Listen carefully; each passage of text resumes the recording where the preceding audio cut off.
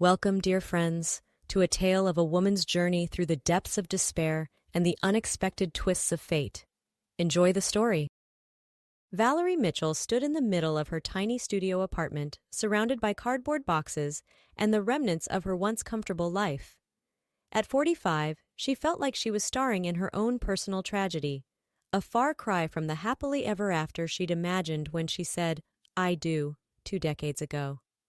"Get it together, Val," she muttered to herself, brushing away a stray tear. "You've hit rock bottom. The only way to go is up." But as she surveyed the depressing scene around her, Valerie wondered if there was an even lower level of rock bottom she hadn't discovered yet. The apartment was a far cry from the spacious condo she'd shared with her ex-husband, Tom. The divorce had blindsided her, leaving her emotionally and financially drained. To add insult to injury, the accounting firm where she'd worked for the past 15 years had unceremoniously laid her off last month. Budget cuts, they'd said. But Valerie couldn't help but wonder if her recent distraction and declining performance had played a part. A knock at the door startled her from her gloomy reverie. "Mom?" called a voice from the hallway. "Are you home?" Valerie quickly wiped her eyes and plastered on a smile. "Come in, Max," she called, silently thanking the universe for her son. At 17, Max was the one bright spot in her life, the reason she got up every morning determined to keep fighting. Max entered, his lanky frame filling the doorway. His eyes, so like his father's, took in the mess of boxes and his mother's forced smile. "How's the unpacking going?" he asked, though they both knew it was a rhetorical question. Valerie shrugged. "Oh, just taking my time. How was school?" Max dropped his backpack on the floor and flopped onto the threadbare couch, the only piece of furniture Tom had generously let her keep. Same old, same old. Mr. Peterson gave us a pop quiz in calculus. Pretty sure I bombed it." Valerie's heart clenched. Max was smart, brilliant even, but the stress of the divorce and their sudden change in circumstances had taken its toll on his grades. She longed to hire a tutor, to give him the support he needed, but that was a luxury they simply couldn't afford right now. "I'm sure you did fine," she said, forcing cheerfulness into her voice. "Hey, how about we order a pizza tonight, to celebrate our new place?" Max's eyes lit up for a moment before dimming again. "Mom, we don't have to. I know money's tight." "Nonsense," Valerie interrupted, though her stomach churned at the thought of the dwindling balance in her checking account. "We deserve a treat. Why don't you call it in while I finish up here?"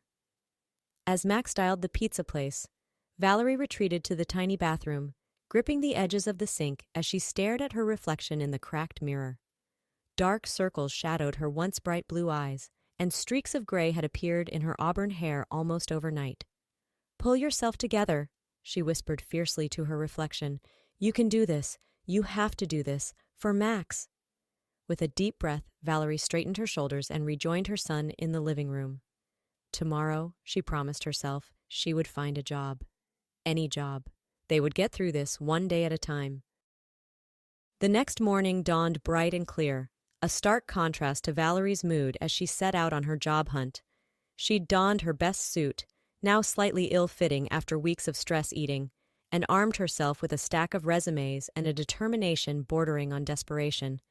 Her first stop was a local law firm where she'd heard they needed an accountant. The receptionist, a perky blonde who looked barely out of high school, gave Valerie a once-over that made her acutely aware of every new wrinkle and gray hair. "I'm sorry," the girl said, not sounding sorry at all. "We're really looking for someone with fresher experience. Someone who can grow with the company." Valerie bit back a retort about the value of actual experience and forced a polite smile. "I understand. Thank you for your time." The next few hours followed a similar pattern. At a bustling tech startup, the interviewer barely glanced at her resume before spouting some nonsense about cultural fit. A family-owned bookstore seemed promising until Valerie realized the competitive salary they'd advertised wouldn't even cover her rent. By mid-afternoon, Valerie's feet were aching, and her spirit was thoroughly crushed. She'd always prided herself on her resilience, but this constant rejection was wearing her down. As she passed a dingy gas station on the outskirts of town, a help wanted sign caught her eye. Valerie hesitated. Gas station attendant wasn't exactly the career move she'd envisioned, but at this point, any paycheck would be welcome. Squaring her shoulders, she marched inside. The manager, a portly man with a permanent scowl, looked up from his newspaper as Valerie approached the counter. "Help you?" he grunted. "I saw your sign," Valerie said, gesturing to the window. "I'd like to apply for the job." The manager, his name tag read Earl, gave her a skeptical once-over. "You ever work a gas station before?" Valerie hesitated. "Well, no, but I'm a quick learner. I have years of experience in customer service and—" Earl cut her off with a wave of his hand. "Look, lady, I don't need your life story. Can you work nights and weekends?" Valerie thought of Max, of the time they already rarely got to spend together. But beggars couldn't be choosers. "Yes," she said firmly, "I can work whenever you need me." Earl grunted again, seemingly his preferred method of communication. "Fine, you start tomorrow, 6 a.m. sharp. Don't be late." As Valerie left the gas station, clutching her new work schedule, she felt a mix of relief and despair. She had a job. That was something. But as she imagined telling Max about her new role as a gas station attendant, her cheeks burned with shame. "It's temporary," she muttered to herself as she walked home, "just until something better comes along." Little did Valerie know, something better was just around the corner, but not before life threw a few more curveballs her way. A week into her new job at Earl's Gas and Go, Valerie was beginning to wonder if unemployment might have been the better option. Her feet ached constantly from standing on the concrete floor. Her hands were chapped from the constant exposure to gasoline and cleaning products, and the less said about the state of the employee bathroom, the better. But the worst part was the crushing tedium. After years of juggling complex spreadsheets and financial reports, Valerie's brain felt like it was slowly turning to mush. The highlight of her day was usually a brief chat with Mrs. Henderson, an elderly regular who always had a kind word and a peppermint to share. It was during one of these moments of respite that disaster struck. Valerie had just finished filling Mrs. Henderson's ancient Buick when she noticed the pump hadn't shut off automatically as it should have. In her haste to stop the overflow, Valerie accidentally knocked the nozzle, sending a spray of gasoline across the concrete. "Oh dear," Mrs. Henderson clucked sympathetically. "Don't worry, dear. These things happen." But Valerie's heart was pounding. She'd overcharged Mrs. Henderson by at least $20 money, the kind old woman could ill afford to lose. But before Valerie could say anything, Mrs. Henderson had driven away with a cheery wave. "Mitchell!" Earl's bellow cut through the air like a foghorn. "My office now." Valerie's stomach churned as she followed Earl into the cramped, dingy office that smelled perpetually of stale cigarettes and cheap cologne. "You want to explain to me how we just lost $20? Earl growled, jabbing a stubby finger at the security monitor. Valerie took a deep breath. "It was an accident, Earl. The pump malfunctioned. I'll pay for it myself." "Damn right you will," Earl interrupted. "I want that money on my desk by tomorrow morning, or you can kiss this job goodbye. Got it?" Valerie nodded mutely, fighting back tears of frustration and humiliation. As she left the office, she caught sight of her reflection in the grimy window. Who was this woman, with the defeated posture and the ill-fitting uniform? What would her younger self think if she could see her now? That evening, Valerie returned to her apartment, dreading the conversation she knew she had to have with Max. She found him at the kitchen table, hunched over a pile of textbooks. "Hey, sweetie," she said, forcing cheer into her voice. "How was school?" Max looked up, his brow furrowed with concentration. "Fine, I guess. We got our math test back." Valerie's heart sank at his tone. "And?" Max shrugged, sliding the paper across the table. A big red D glared up at her, accompanied by a note from the teacher suggesting after-school tutoring. "Oh, Max," Valerie sighed, sinking into a chair. "What happened? Math used to be your best subject."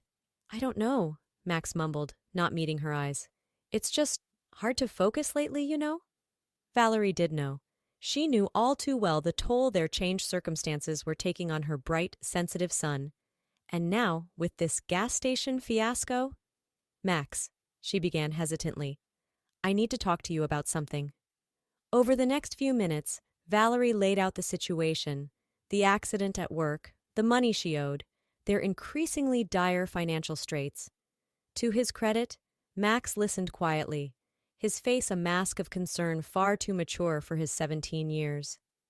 "It's okay, Mom," he said when she'd finished, reaching across the table to squeeze her hand. "We'll figure it out. Maybe I can pick up some odd jobs around the neighborhood, help out a bit." Valerie's throat tightened with emotion. "Oh, honey, you shouldn't have to worry about this. You should be focusing on school, on being a teenager." Max shrugged, a wry smile twisting his lips. "Yeah, well, life doesn't always go according to plan, right?" As Valerie hugged her son close, she sent up a silent prayer to whoever might be listening. They needed a break, a miracle, anything to turn their luck around. The next morning dawned gray and drizzly, perfectly matching Valerie's mood as she trudged to work. She'd spent a sleepless night tossing and turning, trying to figure out where she could possibly scrape together the money she owed Earl. In the end, she'd been forced to pawn her grandmother's antique locket, a family heirloom she'd hoped to pass down to Max's future wife someday. As she approached the gas station, a knot of dread formed in her stomach. Would Earl fire her on the spot? Or would he drag out the humiliation, making her work her shift before lowering the axe? Valerie was so lost in her gloomy thoughts that she almost missed the sleek midnight blue Aston Martin that purred into the station. It was so out of place among the usual parade of beat-up trucks and sensible sedans that Valerie did a double-take. The car's tinted window rolled down, revealing a man who looked like he'd just stepped off the cover of GQ. Chiseled jawline, artfully tousled hair, and eyes so piercingly blue they put the car to shame. "Fill her up, please," the man said, flashing a smile that probably came with its own warning label.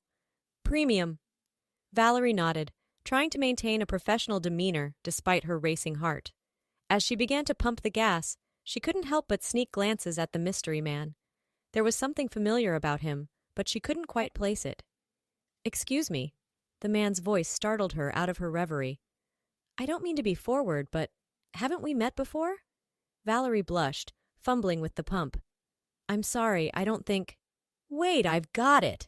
the man exclaimed, snapping his fingers. "You used to work at Goldstein and Associates, right? In accounting?" Valerie's eyes widened in recognition. "Yes, I did until recently. I'm sorry, I don't remember your name." The man grinned, extending his hand. Jack Henderson. I was there for a board meeting last year.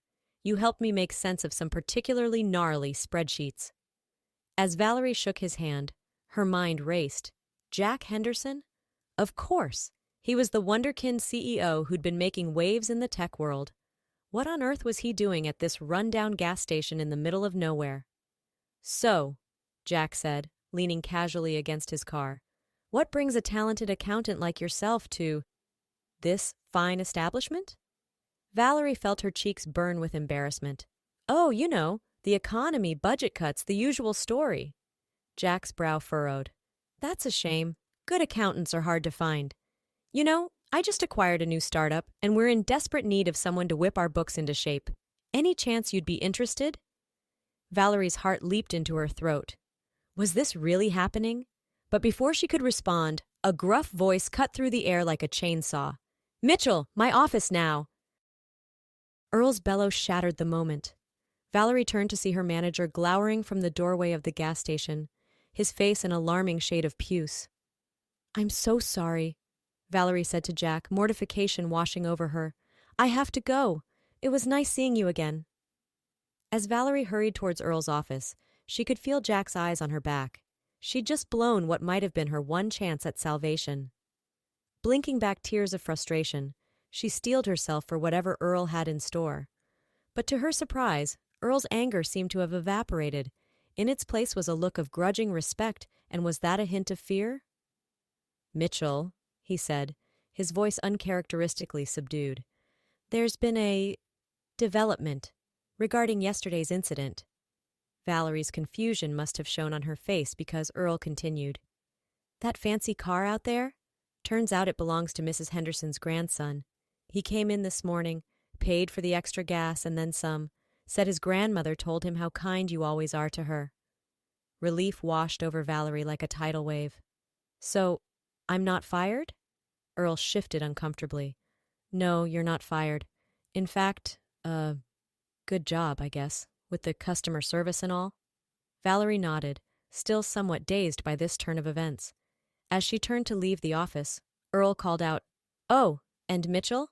That guy out there was asking about you. Said something about a job offer. You do what you gotta do, all right?" With a small smile of gratitude, Valerie left the office. Her head was spinning. In the span of 10 minutes, her entire world had turned upside down, again. But this time, it seemed fortune might finally be smiling on her. As she stepped back outside, she half expected Jack and his fancy car to be gone.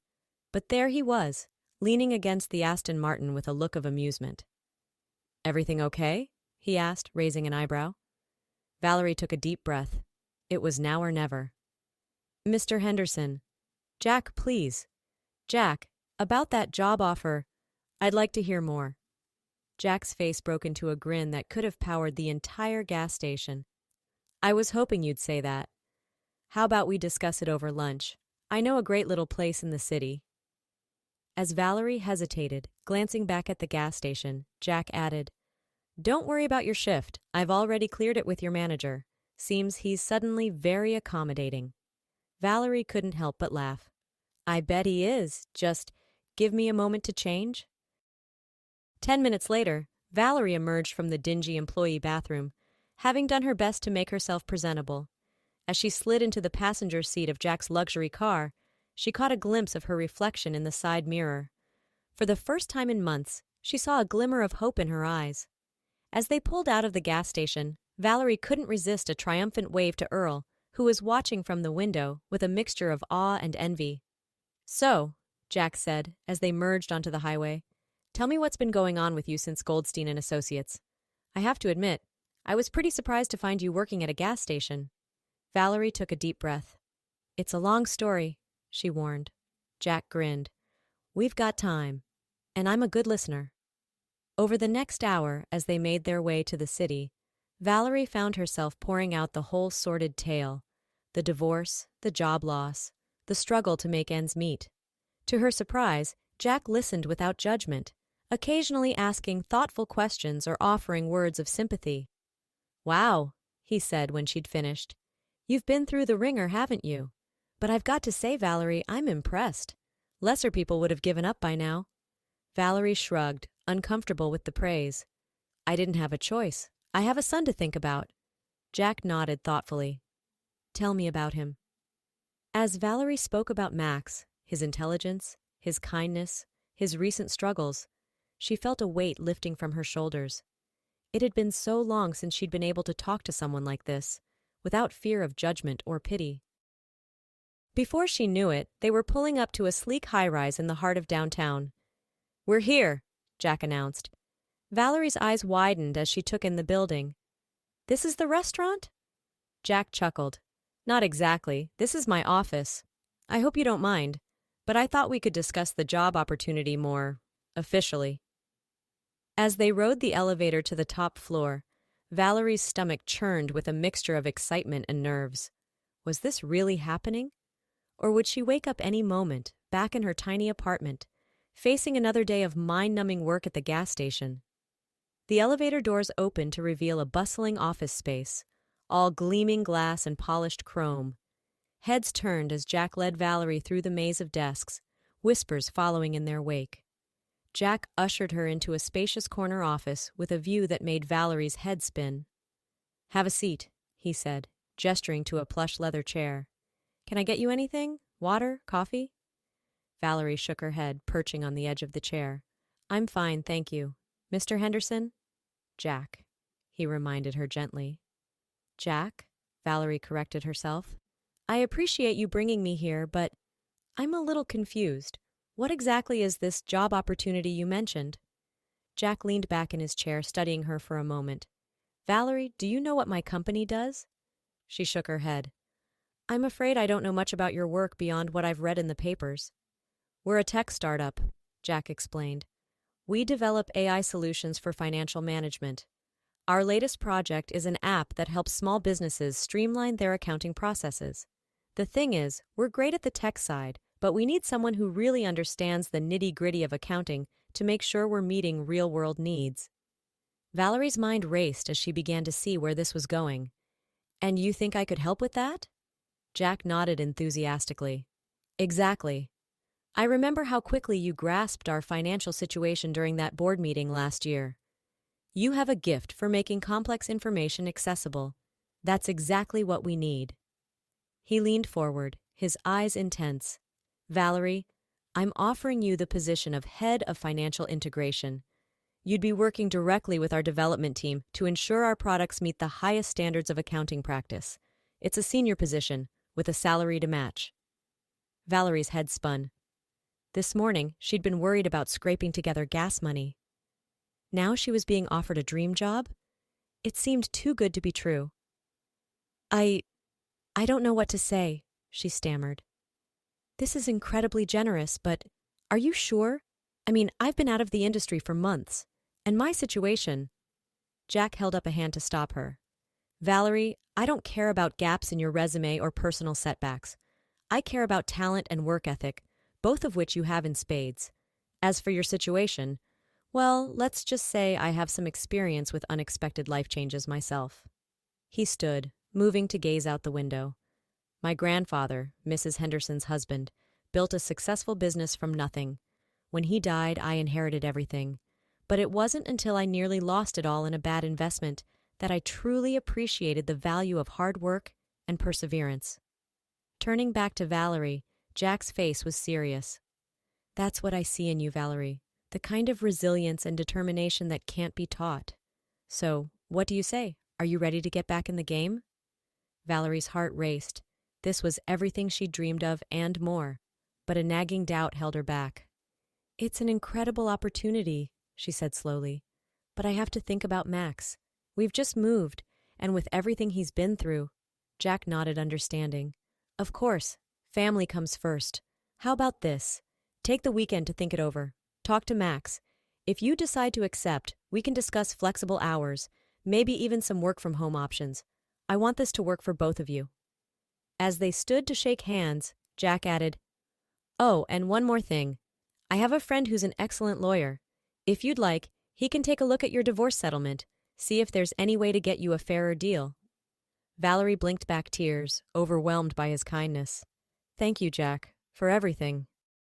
As Jack drove her home, Valerie's mind whirled with possibilities. For the first time in months, she allowed herself to hope, to dream of a better future for herself and Max. Pulling up to her apartment building, Jack handed her a business card. My personal number's on the back, he said. Call me any time if you have questions. And Valerie, whatever you decide. I'm glad we reconnected today. Valerie clutched the card like a lifeline. So am I, Jack. So am I. As she watched the Aston Martin disappear around the corner, Valerie took a deep breath. She had a lot to think about, a lot to discuss with Max. But one thing was certain. Her luck had finally changed. Squaring her shoulders, Valerie marched into her building, head held high. The gas station uniform was shoved unceremoniously into a garbage bag. She had a future to plan, and it didn't include the smell of gasoline and stale cigarettes. That evening, as Valerie and Max sat at their tiny kitchen table, she recounted the day's events. Max listened with wide eyes, his half-eaten slice of pizza forgotten. Mom, he said when she'd finished, you have to take this job. It's perfect. Valerie smiled at his enthusiasm. It does seem too good to pass up, doesn't it? But Max, it would mean some big changes. We might have to move again and… Max cut her off with a wave of his hand. Mom, stop. You've sacrificed everything for me. It's time you did something for yourself. Besides, he added with a grin, I wouldn't mind living in a place with actual hot water. Laughing, Valerie pulled her son into a hug. When did you get so wise, huh? As they cleared the table together, Valerie felt a sense of peace settle over her. Tomorrow she would call Jack and accept his offer. It wouldn't be easy. There would be challenges ahead, no doubt. But for the first time in a long time, Valerie Mitchell was ready to face the future head-on. From gas station attendant to tech executive in a single day, it was the kind of story you'd read in a trashy novel or see in a made-for-TV movie. But for Valerie, It was real, and it was just the beginning. As she fell asleep that night, Valerie allowed herself a small, secret smile. Take that, Tom, she thought. Your loss is about to become my greatest victory. The next chapter of Valerie Mitchell's life was about to begin, and this time she was determined to write her own happily ever after.